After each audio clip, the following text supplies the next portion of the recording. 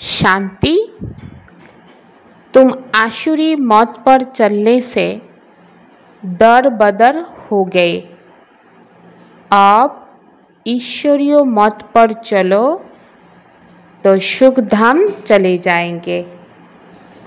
बाबा की बोलेन बाच्चादेरके जे तोमरा आसुरी मते चले छन्न छाड़ा हये गियेछो, एखन तोमादेर ईश्वरीय मते चलते हबे आर सुख धामे जेते हबे। आर एई सुख धामे जावार जन्य बाबा जे प्रतिदिनई बोले जे आसुरी मतके छाड़ते हबे, खाराप संग छाड़ते हबे, खाराप बोल चाल आचार व्यवहार सब किछुकेई छाड़ते हबे। तारी परिवर्ते बाबार मते चले एक तो आत्मा निजेर घर परमधाम जाबे, तारपर आत्मा सुखधाम अर्थात सत्य युगे आसबे। बच्चों को बाप से कौन सी उम्मीद रखनी है कौन सी नहीं। बाच्चादेर बाबार प्रति की इच्छा रखते हबे और कोन इच्छा रखा जाबे ना। तो बाबा की बोलेन बाप से यही उम्मीद रखनी है कि हम बाप द्वारा पवित्र बन अपने घर और घाट में जाएंगे। अर्थात बाबार प्रति यही इच्छा रखो जे हैं आमी आत्मा बाबार माध्यमे पवित्र हुए निजेर घर अर्थात परमधाम और घाट माने राजधानीते जाबो। बाकी आमार प्रति यही इच्छा रेखो ना कि अमुक व्यक्ति असुस्थ तो आशीर्वाद जेनो देय बाबा कृपा जेनो करे। तो बाबा बोलছেন এই इच्छा रेखो ना।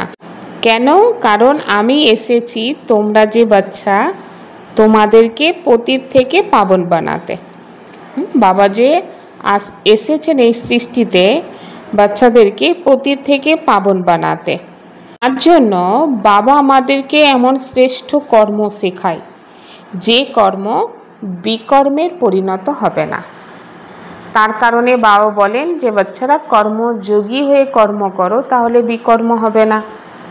অর্থাৎ কর্ম করার সময়ও বাবার যে কর্ম করছি এক তো বাবার প্রতি আমাদের বুদ্ধির লগন মনের শুদ্ধ সংকল্প জুড়ে থাকবে এবং সেই কর্ম সেবা ভাবনা নিয়ে করতে হবে। তো তখন দেখা যাবে সেই কর্ম কি হবে শ্রেষ্ঠ কর্ম যাকে বলা হয় সুকর্ম। তো সেই কর্ম বাবা শেখাতে এসেছেন। বাকি বাবার ইয়াদ ছাড়া যে কর্ম করা হয় সেই কর্মের মধ্যে নয়তো ক্রোধ নয়তো অহংকার নয়তো লোভ অর্থাৎ পাঁচ বিকারের মধ্যে তো অনেক কিছুই লুকিয়ে থাকে। আর তার কারণে দেখা যায় সেই কর্ম বিকর্মত পরিণত হয়। তার ফলস্বরূপ আমরা দুঃখের অনুভব করি। তো বাবা কিন্তু আমাদের দুঃখ থেকে মুক্ত করতে এসেছে এবং শ্রেষ্ঠ কর্মের ফল দিতে এসেছে। তার জন্য কিভাবে শ্রেষ্ঠ কর্ম করা হবে তো বাবা আমাদেরকে শেখাচ্ছেন। बच्चे जानते हैं अब घर चलना है, बाप आए हैं लेने के लिए। समय अनुसारे আমরা বাচ্চারা এখন জেনে গিয়েছি আমাদের ঘরে ফিরতে হবে অর্থাৎ পরম ধামে ফিরতে হবে। কেন? কারণ পরমাত্মা বাবা এসে গিয়েছেন। যেমন দুনিয়াতে দেখা যায় বাচ্চা যখন বাইরে খেলতে যায় খেলতে খেলতে যখন সন্ধ্যা হয়ে যায় তো বাবা মা কী করে সময় অনুসারে খোঁজ করে সেই খেলার ময়দানে পৌঁছে যায়। কিসের জন্য? কারণ জানে যে সন্ধ্যা হয়েছে বাচ্চাকে ফিরিয়ে নিয়ে যেতে হবে, তা না হলে বিপদ আছে।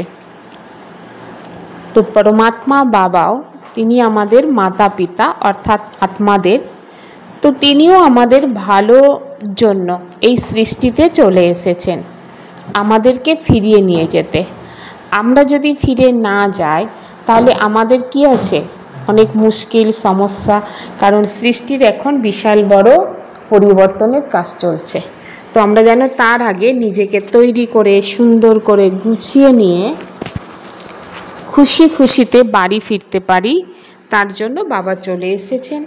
তার জন্য বাবা আমাদের সময়ের জ্ঞান দিচ্ছেন এবং পরিষ্কার পরিচ্ছন্ন করে, অর্থাৎ আমরা আত্মারা 63 জন্মের যে খেলার মাধ্যমে কি করেছি, বিকর্ম করে ফেলেছি। 63 জন্মের বিকর্ম, বাকি তো সত্যযুগ থেকেই খেলছি, কিন্তু বিকর্ম 63 জন্ম করেছি। আর এই 63 জন্মের বিকর্মকে পরিষ্কার পরিচ্ছন্ন করে আমাদের ঘরে ফিরতে হবে। তার জন্য বাবা আমাদেরকে যোগ শেখাচ্ছেন আর সময়ের গুরুত্বকে বোঝাচ্ছেন। तुम बच्चे जानते हो बाबा मुसाफिर होकर आया है। আমরা বাচ্চারা কি জানি, বাবা অতিথি হিসাবে এই ধরাধামে এসেছে। আমরা বাচ্চারাও কিন্তু অতিথি হিসাবেই ধরাধামে এসেছি।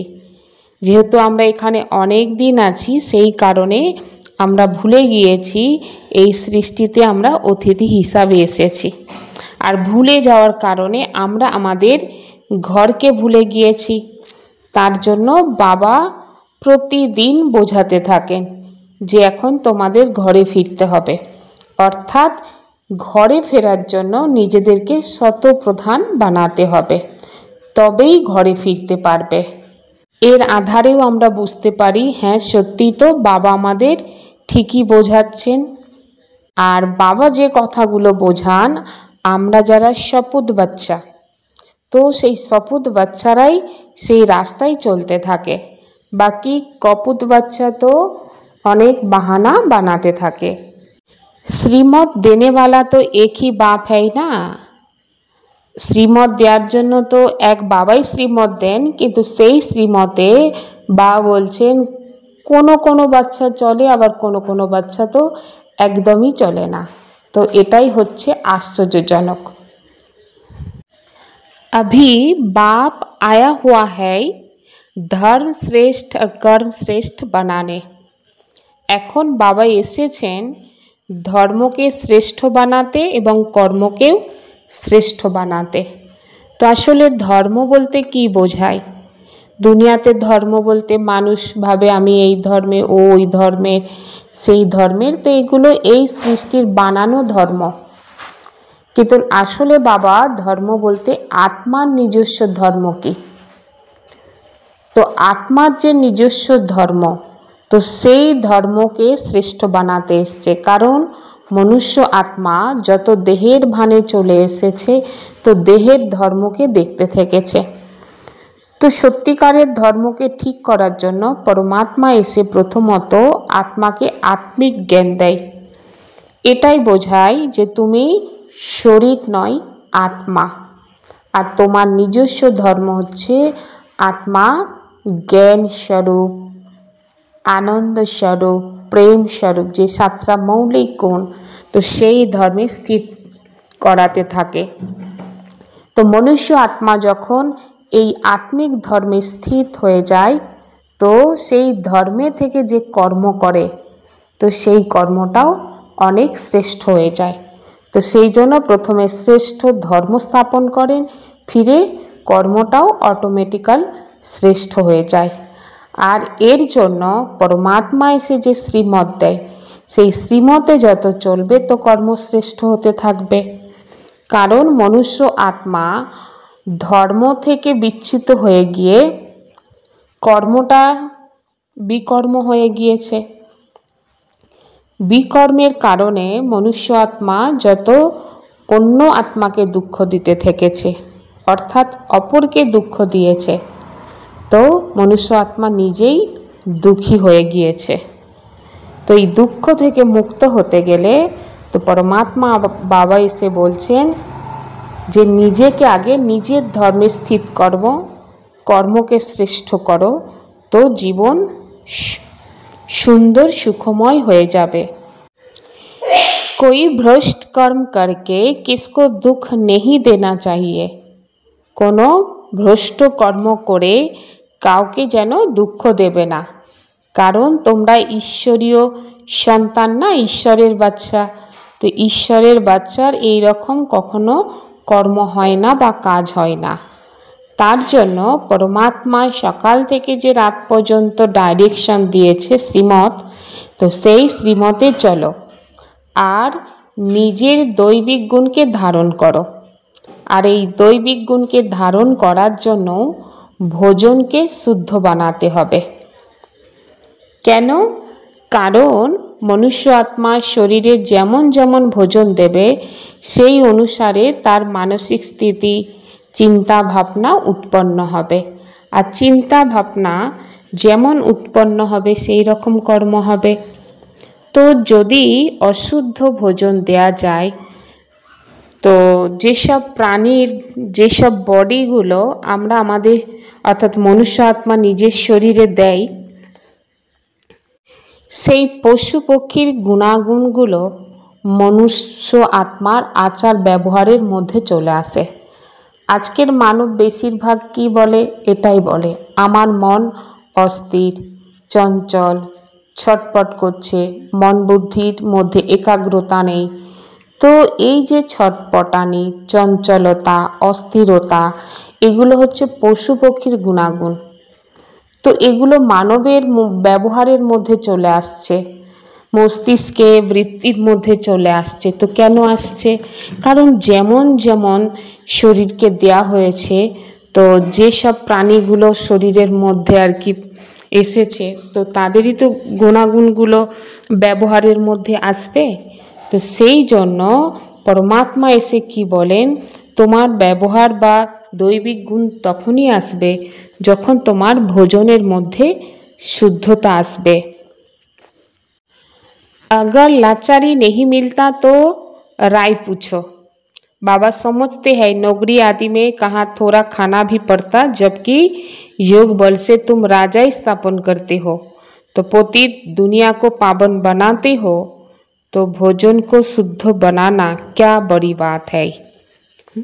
বলছেন কখনো কখনো তো লাচারি অবস্থায় কি হয়, মিলতেই থাকে ওই রকম ভোজন বা শুদ্ধ ভোজন পাওয়া যায় না। তার জন্য বাবাকে জিজ্ঞাসা করো। তো বাবা কি বলেন, যেখানে তোমরা যোগের শক্তি দিয়ে রাজাই স্থাপন করছো, পতিত দুনিয়াকে পাবন বানাচ্ছ, তো সেখানে ভোজনকে শুদ্ধ বানানো অনেক বড় কোনো কথা নয়। ইচ্ছা থাকলে উপায়ও বেরিয়ে আসবে, অনেক রাস্তা আছে, যদি ইচ্ছা থাকে তো সেই রাস্তা বা দরজা খুলে যাবে। बाप कहते हैं अभी मैं तुमको सुजाग करने आया हूँ, तो श्रीमत पर चलो। बाबा की बोलें এখন আমি এসেছি অর্থাৎ সঙ্গম যুগে তোমাদেরকে সুজাগ করতে অর্থাৎ জাগৃতি করতে। তো জাগৃতি যখন করতে এসেছি তো আমার শ্রীমতে চলো, কারণ বাবা শ্রীমতে যত চলবে ততই আত্মা শ্রেষ্ঠ বা উত্তম হবে। তো বাবা এখন বাচ্চাদেরকে সুধারতে বা পরিবর্তন করতে এসেছেন। সেই কারণে বাবা যখন চাইছে বাচ্চারা পরিবর্তন হোক বা নিজেকে শুধরে নেবে, তো আমাদেরও সেই ইচ্ছা রাখতে হবে আমরাও নিজেকে পরিবর্তন করব বা শুধরে নেব, এবং সেটা খুশি খুশিতে। तो बाप पूछते हैं कि मैं तुमको विषय सागर से निकाल पार ले जाता हूँ, फिर तुम विषय सागर में क्यों फंस जाते हो। बाबा বাচ্চাদেরকে এটাই বলছেন যে আমি তোমাদেরকে বিষয় সাগর থেকে পারে নিয়ে যাচ্ছি অর্থাৎ পার করে নিয়ে যাচ্ছি, ফিরে তোমরা বিষয় সাগরে কেন ফেসে যাও। কারণ বিষয় সাগর মানে বিশেষ সাগর, যেখানে মানব ফেসে গিয়ে দুঃখ, অশান্তি, কষ্টের অনুভব করছে এবং ছটপট করছে। তো বাবা বাচ্চাদেরকে এই ছটপটানি থেকে মুক্ত করতে এসেছে। পুনরায় যদি ফেসে যায় তো সমস্যাই হয়ে যাবে। अभी किसी को भी दुख ना दो और पतित का अन्न मत खाओ। বাবা বলছেন এখন কাউকে দুঃখও দেবেন না এবং পতিতের অন্নও খাবে না। তো পতিতের অন্ন অর্থাৎ ঈশ্বরীয় স্মৃতিতে থেকে ভোগ হিসাবে যে অন্ন বানানো হয় সেটাকেই গ্রহণ করবে। বাকি তো বিস্মৃতিতে থেকে যে অন্ন বানানো হয় তো সেটাই হচ্ছে পতিত কা অন্ন। मनुष्य सत्य नारायण की कथा सुनते आए हैं, फायदा कुछ नहीं। मानव तो सत्य नारायणের কথা শুনতে থাকে, কিন্তু তাতে লাভ নেই। পরমাত্মা এসে যে সত্য নারায়ণের কথা শোনাচ্ছে, তো সত্য কথা শোনাচ্ছে, আর সেই সত্য কথা শুনেই নর থেকে নারায়ণ হয়ে যাচ্ছে। বলা হয় নারায়ণ নর যুক্ত অয়ন। নর মানে মানব, অয়ন মানে মার্গ। অর্থাৎ পরমাত্মা এসে যে শ্রীমতের রাস্তা বলছে, মার্গ মানে রাস্তা, তো যে রাস্তা বলছে সেই রাস্তায় যে নর নিজেকে চালাচ্ছে, পরিচালনা করছে, সেই রাস্তায় চলে সেই নর থেকে নারায়ণ হয়ে যায়। তো কারণ কি, পরমাত্মা যে শ্রীমত দেয় সেই শ্রীমত সত্যের আধারে থাকে। তো যে মতামত দিচ্ছে তারই নাম হচ্ছে সত্যং শিবং সুন্দরম, অর্থাৎ পরমাত্মা শিব এসে সেই মতামত দিচ্ছেন। আজ সেই মতামতে যে চলছে সে হয়ে যাচ্ছে নারায়ণ। তো সেই জন্য পরমাত্মার যে সত্যনারায়ণের কথা, এই কথাতে অনেক লাভ আছে। বাকি তো আমরা অনেক কথা শুনে এসেছি, কিন্তু সেই কথা শোনার পরে সেই রকম না আমাদের চরিত্র তৈরি করেছি, না চিন্তা ভাবনা গঠন হয়েছে, না দৈবিক গুণকে ধারণ করেছে মানব। তো সেই জন্য শুধু সেটা শোনা হয়েছে। আর ভগবান যেটা শোনাচ্ছে তার মধ্যে সব কিছুই লুকিয়ে আছে। অর্থাৎ আমাদের চিন্তা ভাবনা পরিবর্তন হচ্ছে, আসুরি চিন্তা থেকে আমরা দৈবিক চিন্তার মধ্যে চলছি, দৈবিক গুণকে ধারণ করছি, এবং সেই রাস্তায় চলার কারণে নর থেকে নারায়ণ হয়ে যাচ্ছে, আর নারী হয়ে যাচ্ছে লক্ষ্মী।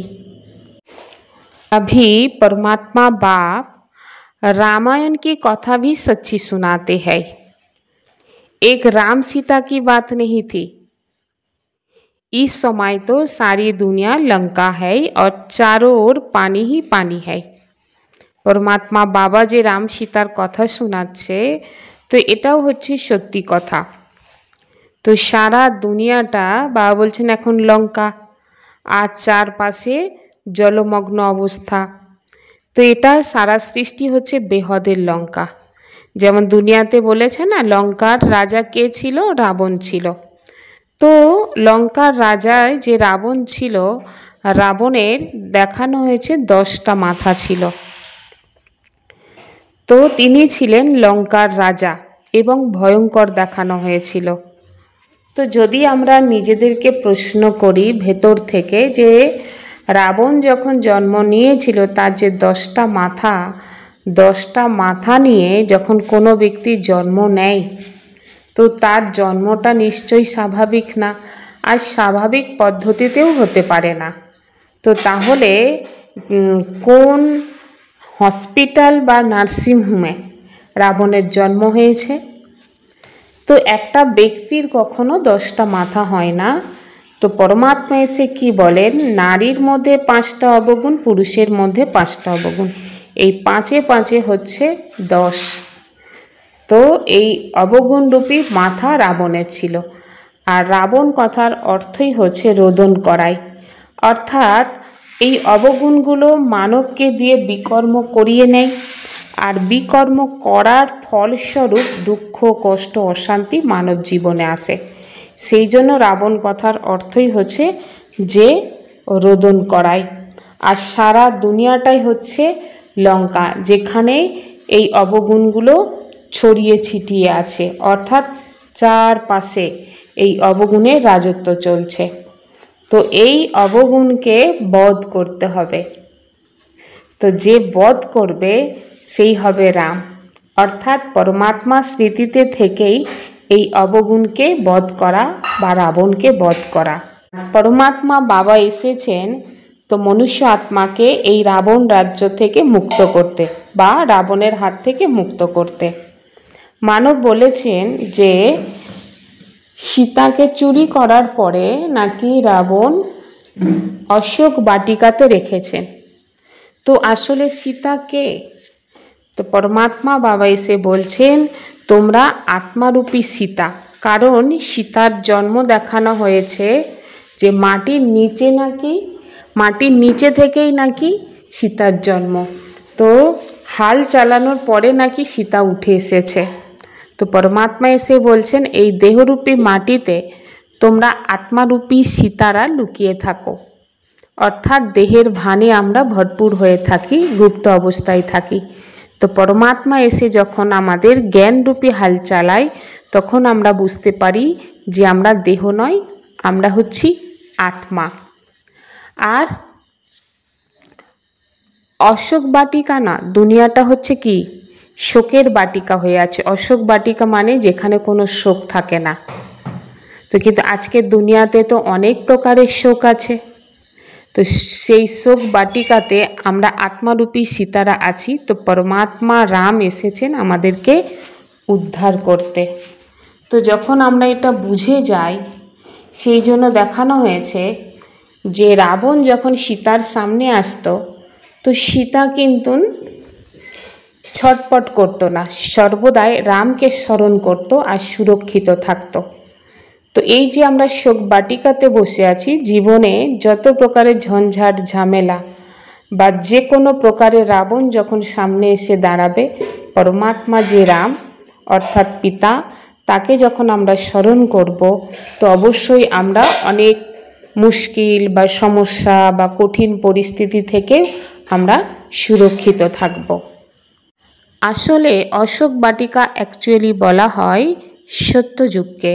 এখানে কোনো প্রকারের শোক থাকবে না, দুঃখ কষ্ট অশান্তি কোনো কিছুই থাকবে না। हमारा भी वही धंधा है सबको रास्ता बताना, अंधों की लाठी बनना। আমাদের ধান্দা কি সকল আত্মাকে রাস্তা বলা বা অন্ধের লাঠি হওয়া, এটাই হচ্ছে আমাদের ধান্দা। কারণ এই ধান্দার মধ্যে আমাদের পুণ্য সঞ্চয় হয়। तो कभी भी आपस में लड़ना झगड़ना नहीं चाहिए। কখনো নিজেদের মধ্যে লড়াই ঝগড়া যেন করো না, কারণ এখন তোমরা দেবতা হতে চলেছ। তো দেবতাদের সম্বন্ধ হচ্ছে ক্ষীরখণ্ড হয়ে থাকা। আর যত এই সময় ক্ষীরখণ্ড হয়ে থাকবে তত ভালো সেবাও করতে পারবে, ভাগ্যও বানাতে পারবে। 8 घंटा याद रखनी है, बाकी 16 घंटे में आराम व धंधा आदि जो करना है सो करो। কি বলেন 8 ঘন্টা আমার স্মরণে থাকো, বাকি 16 ঘন্টার মধ্যে আরাম বা যে কোনো ধান্দা ধরি আছে সব কিছুই করো। আর আমি যে বাবার বাচ্চা এটা কখনো ভুলে যেও না। श्रीमत पर अब हर कर्म श्रेष्ठ करना है, किसी को भी दुख नहीं देना है। শ্রীমতে চলে এখন প্রতিটা কর্মকে শ্রেষ্ঠ করতে হবে এবং কাউকে দুঃখ দেবে না। তার সাথে দৈবিক গুণ ধারণ করো আর বাবার যে ডাইরেকশন সেই ডাইরেকশন অনুসারে চলো। सदैव हर्षित रहने के लिए सदस्सन चक्रधारी बनना है। সর্বদাই হর্ষিতপনা থাকার জন্য অর্থাৎ খুশিতে থাকার জন্য সদস্যন চক্রধারী হও। কখনো লোন পানি হবে না, লড়াই ঝগড়া করবে না, সবাইকে বাবার सबको बाप का परिचय देना है, बहुत बहुत मीठा बनना है। विश्व का नवनिर्माण करने के लिए 2 शब्द याद रखो, निमित्त और निर्माण।